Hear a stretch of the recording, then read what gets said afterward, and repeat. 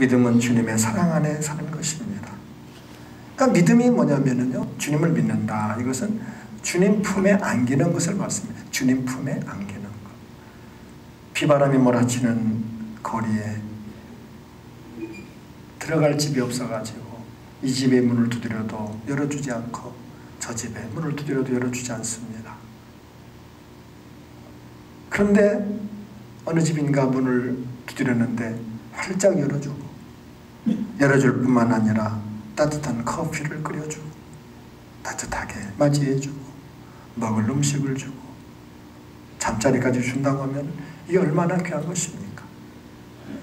우리는 갈 곳이 없는 인생은 참 나그네였습니다. 수고하고 무거운 짐진 자들아 다 내게로 오라. 내가 너희를 쉬게 하리라. 주님이 그 사랑의 집을 다 마련하시고, 주님 십자가 지셔서 우리에게 구원의 길을 다 마련해 주시고, 내게로 오라. 주님의 품이 사랑의 품입니다. 주님의 품이 사랑의 품이에요.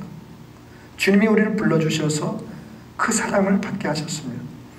누구도 막을 수 없는 그 사랑을 받게 하셨습니다. 누구도 끊을 수 없는 그 사랑 안에 거하게 하셨습니다.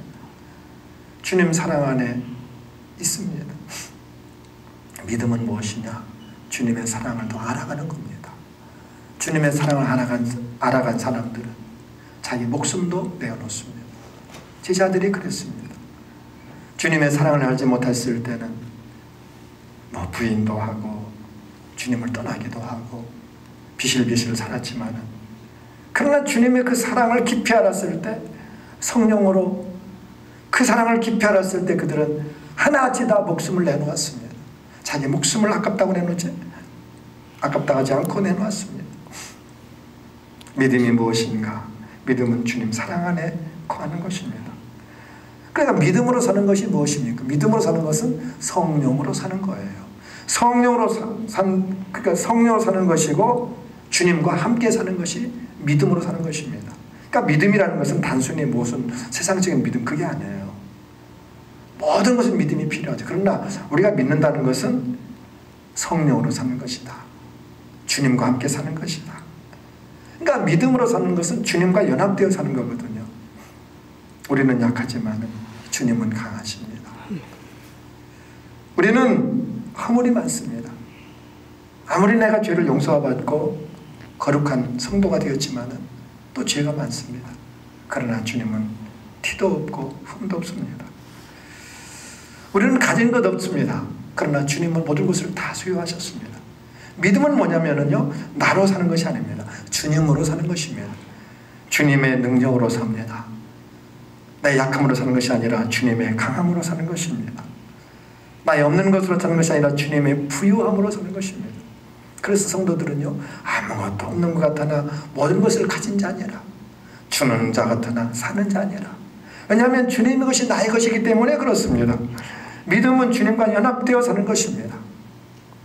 믿음은 주님의 것이 나의 것이 되게 하고, 믿음은 주님의 그 사랑의 품 안에 살게 하고, 믿음이라고 하는 것은 오늘 주님과 함께 살아가는 것입니다. 그래서 믿음으로 주님의 모든 것이 나의 것이 되게 합니다. 사도 바울이 고백했던 것처럼 로마서 1장 16절에 내가 복음을 부끄러워하지 않는다. 세상 사람이 미련하게 보이는 그 복음, 이 믿음으로 사는 이 복음, 나는 복음을 결코 부끄러운 것으로 여기지 않는다. 왜냐하면 이 복음은 모든 사람을 구원하시는 하나님의 능력이기 때문에 그렇습니다. 그러니까 우리가 구원받는 것은 하나님이 믿음으로 구원받게 하신 것은 이게 은혜 중에 은혜입니다. 믿음은 기술도 아닙니다. 지식도 아닙니다. 능력도 아닙니다. 내가 마음만 있으면 믿을 수 있는 겁니다. 내가 생각만 있으면 믿을 수 있는 겁니다. 믿음은 누구나 어린 나이도 가질 수 있는 것이고, 노인도 가질 수 있는 것이고, 배운 사람도 가질 수 있고, 못 배운 사람도 가질 수 있습니다. 믿음은 이건 기술이 아닙니다. 내 생각만 있으면, 내 마음만 믿으면 믿을 수 있는 겁니다. 그런데 중요한 것은요, 내 육체가, 내 가지고 있는 내 정신이, 내 마음이 믿음을 방해한다는 겁니다. 우리는 계속해서 그런 생각하거든요. 뭔가 내가 해야 구원받는 것이 아니겠는가? 내가 무엇을 뭔가 공로가 있어야 구원받을 것이 아닌가? 믿음의 방해는요, 밖에 있는 게 아닙니다. 내 안에 안에 있습니다. 내 안에. 그래서 믿음이 어떻게 생깁니까? 믿음은 들음에서 생긴다. 들음이 뭡니까? 그리스도의 말씀을 들음으로. 그러니까 오늘 우리가 하나님의 말씀을 들음으로 우리 믿음이 성장하는 것입니다. 믿음은요, 데살로니가서 3장, 데살로니가 후서 3장 2절에 보면은 모든 사람의 것이 아니다. 믿음은 모든 사람의 것이 아니다. 그러니까 믿기만 하면 되는 거예요. 그런데 그 믿음이 모든 사람의 것이 아니라는 거예요. 믿으면 구원받게 하셨습니다. 그러나 모든 사람이 믿습니까? 안 믿거든요. 우리도 안 믿을 때 얼마나 많습니까? 믿음은 모든 사람의 것이 아니라고 했습니다. 에베소 2장 28절 보면은 너희가 믿음으로 말미암아 구원을 얻었나니 이것이 너희에게서 난 것이 아니요 하나님의 선물이다. 결국 믿음은 하나님이 주시는 것입니다. 야고보서 1장 17절에 온갖 좋은 은사와 온전한 선물이 다 위로부터 빛들이 아버지께로부터 내려오나니. 믿음은요, 여러분 구하셔야 됩니다. 구하셔야 됩니다. 그냥 저절로 생기지 않습니다. 내 안에는 여러 가지 것들이, 내 여러 가지 쓰레기 같은 그런 잡생각들이, 그 불신적인 그런 것들이 계속 믿음을 방해합니다. 믿지 못하게 합니다. 믿으면 우리는 위대한 하나님의 거룩한 일을 하는데 믿지 못하게 하는 것이 내 안에 있습니다. 그래서 우리가 어떻게 해야 됩니까? 믿음을 구하라는 거예요. 그럼 무엇을 구합니까? 성령으로 충만하도록. 성령으로 충만한 것이 믿음으로 충만한 것입니다. 나를 성령으로 충만케 하소서.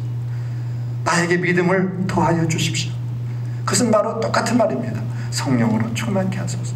그 말은 다른 말로 말하면 더 주님을 사랑케 하옵소서. 주님 사랑 안에 거하는 것입니다.